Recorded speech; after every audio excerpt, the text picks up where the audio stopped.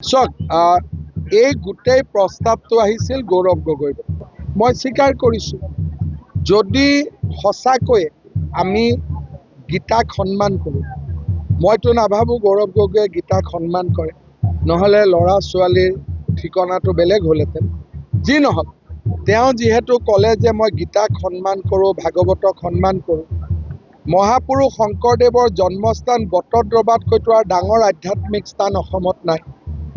তেওঁৰ নিজৰে সমষ্টিৰ অংশ আছিলে। গতিকে মই তেওঁক কৈছোঁ, আহক বটদ্ৰৱাত, যি আপুনি মোক সুধিবলগীয়া আছে সোধক, আৰু ময়ো আপোনাক যি সুধিবলগীয়া আছে সোধোঁ, হৈ যাওক। এতিয়া তেওঁ কৈছে কিবা কেমেৰা তাতো চলিব, ইয়াতো চলিব, দুইটা ফালে কেমেৰা হ'ব। তেওঁ এতিয়া হাতত গীতাখনেই লৈ আছে নে কি লৈ আছে আমি কেনেকৈ গম পাম? ফ্ৰণ্ট পেজটো যদি গীতা, ভিতৰত বেলেগ। গতিকে বস্তুটোতো এটা নিউট্ৰেল মানুহে দিব লাগিব না, যে এখন গীতা, এখন ভাগৱত। সেইকাৰণে আমি বহুত দিনৰ পৰা ৰাজনীতি কৰিলোঁ।